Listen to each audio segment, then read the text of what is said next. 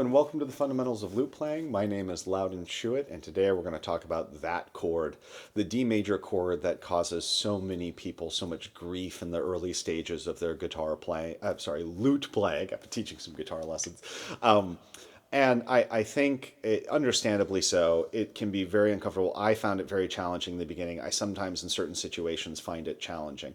Now, just to remind you all, I am growing my nails out for a future nail episode, so things might sound a little bit pingy. You're probably going, wait, it's been like 5 weeks he's growing his nails out. Well, I record these episodes in bunches, so it's the same day as some of those other episodes that I recorded. But once my thumbnail is grown out, I'll do an episode on nail use, and then I'll be able to either get rid of them or do a little more experimentation with them.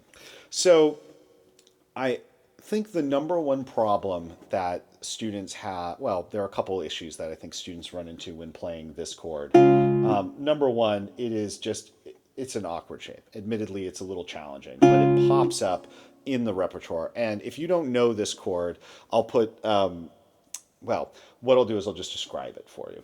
We've got a 2nd fret, 5th course D. We have a 4th fret, 4th course A, played with the 2nd finger. We have a 5th fret, 3rd course D, and then we have our 3rd finger tucked under there on the F sharp, which is the 4th fret of the 2nd course. And then sometimes we also incorporate the bar. So the chord can either be played without a bar or with a bar to get that high A. And that will be important to discuss. It's essentially the C shape moved up. So if you're a guitar player and you're used to sort of these movable chord shapes, that's all we're doing here. And I think the hardest thing is that there's really no avoiding it. You actually have to just get used to the chord. You have to sort of fall in love with it. And what I find very often, this was a struggle for me as well, because it's just everywhere. It's all over the repertoire. And I think the moments I hate the most are when I have to play an A, an open G, and go directly into it. That open G, where you could easily accidentally cut it off, I find that to be so difficult. And it is a chord that is very challenging to sort of prepare completely in the air. And I'll talk about sort of that element here in a second. But I think the first step, which can really help students, is to get used to, and this sounds a little crazy, but getting used to playing C, the C chord. So open C, 2nd finger on the 4th course 2nd fret, 4th finger on the 3rd course 3rd fret, 3rd finger on the 2nd course 2nd fret. This common C chord, which we usually play like this, playing it with 2, 4, and 3. The reason we're doing that is we're just getting used to that same shape using a different set of fingers. So if you've got a piece that you're working on and it uses a lot of those chords, even though it might not be the ideal chord, you may want to just throw that fingering in to really start getting used to it and incorporating it, or practicing going from one chord like this to that fingering. Just using that fingering for a couple of weeks. And then here is the hard part. I do think that while you can often, for example, take advantage of situations where maybe you have a guide finger or something like that to help prep you, that was very parallel, but there are situations where you can slide the pinky, for example, or maybe you can prep the 2nd finger and put the others down. At the end of the day, I think the best way to approach this chord is to pick a couple days where all you do, and you take lots of breaks, is you prepare the chord shape in the air and you drop it. And you're just going like this, and you're dropping it. And what I've found, at least for my hand, is I know that all of the fingers technically should come down at the same time. For me, if I can get 2, 3, and 4 down at the same time, and one is just a little behind, I find that it's a little difficult for me to stretch one back as I'm doing it. But just getting 2, 3, and 4 down at the same time, and you can even practice that separately, just going in the air like this, and then we practice getting the first finger down with it like that.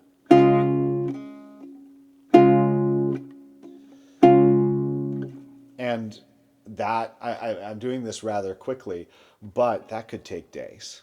And you may want to start with just the third finger, and then you practice 2 and 3, and what you'll see is there's a little bit of tilt. And then you practice 3 and 4, and what you'll notice with 3 and 4 is that pinky really needs to be, it's very easy to leave the pinky down here, but we need to bring it up toward the third course. Let me try this. Right now I'm just doing 2 and 4.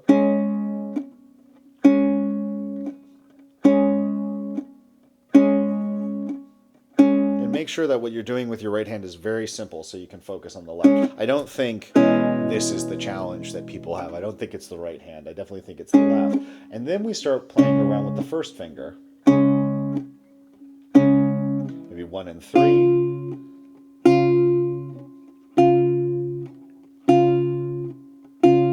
One and 4.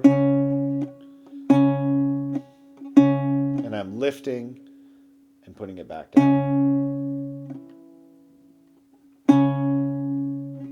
And then 3 fingers at the same time.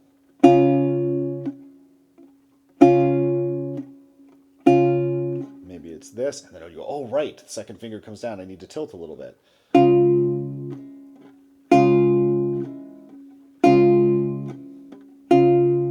then eventually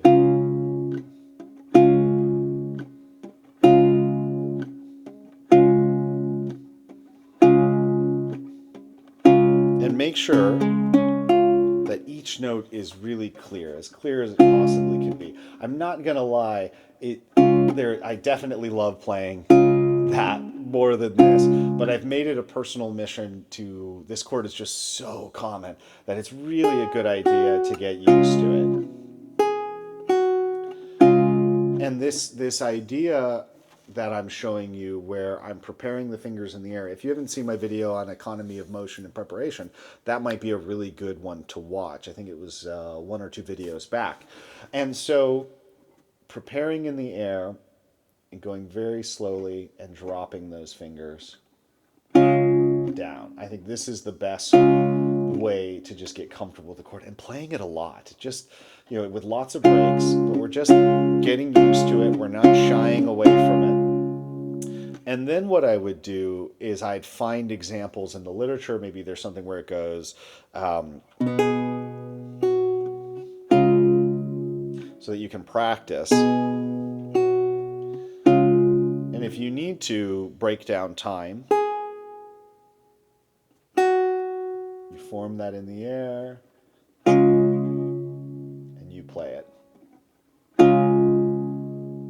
And then once you're really comfortable with that motion, 1, 2, we get it down.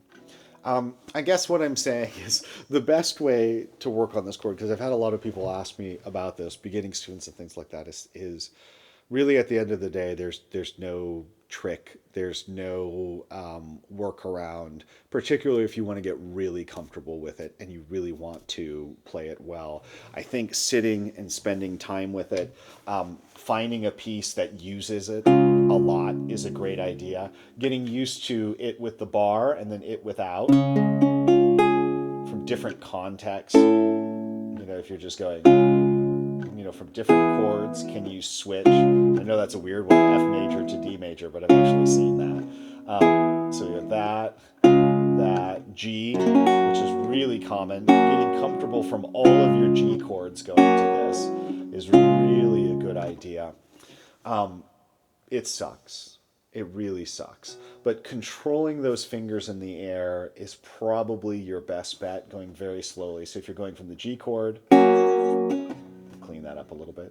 There's the G chord, and then just thinking about the trajectory of each finger and dropping them. And in an ideal world, maybe the thing that I would improve, if I had to improve something in my playing of this chord, it's that first finger. I just have I don't like the feeling of the stretch in the air, so I sort of get it down and I pop it down. I've seen other people do the same thing, so I don't feel as bad. Better players than me do it, but definitely if I had to name something that I'd like to improve, it's that first finger. So always we can improve on it, but I think the general idea is that we need to get as close to putting all the fingers down as possible. Spend time, it could be days, where you're just going like this and you're getting used to making the shape in the air. Maybe that index finger, if I were to work on my index finger, I'm going for it just being a little more split so that I'm as close to at the same time as possible. I'm not going like this, which is really not going to be useful when you're going quickly. We need to be able to hit that chord. So I think that's the best approach. It sucks. I'm sorry. This is what I tell my private students. There isn't really a trick. So to recap, first I get used to 2, 3, and 4 on the C chord, because really all this is a C chord shifted up with the bar. This is just a movable chord shape. So if you're already comfortable with those 2 fingers playing this chord, then it gets a lot easier to do this. And of course, this shape isn't just a D. You'll see it as an E, you'll even see it as an F, and so on and so forth. So it's the shape that's challenging. Get used to 2, 4, and 3. And then what I would do is practice very slowly, just coming from the air in isolation, the whole chord, working on different sets of fingers, like I said, 2 and 3, 4 and 3. And I would practice that with the bar and without it. And then what I would do is start to time that. So I go 4, E, and 1, 4, E, and 1. And then I might practice that 4, E, and 1, 4, E, and 1 in some sort of context, and then practice moving from different chords. Really, so C to D, G to D, which is really common. Play around with that. A minor to D. That's a cool one. A full bar, A minor to D major. It sucks. I'm sorry. Work on it. Dedicate some time to it, and try not to take shortcuts. I hope you find this video helpful. If you have any questions or comments, please leave it in the comments section. Obviously, there are often, in individual circumstances, opportunities to use guide fingers or preparation, but it's a really good idea to just get comfortable with this chord, just straight out of the air. If you're finding the series helpful, the best thing you can do is subscribe. I've also got my link to my Patreon in the description. Have a wonderful week. Happy luting, and I'll see you next week. Bye-bye.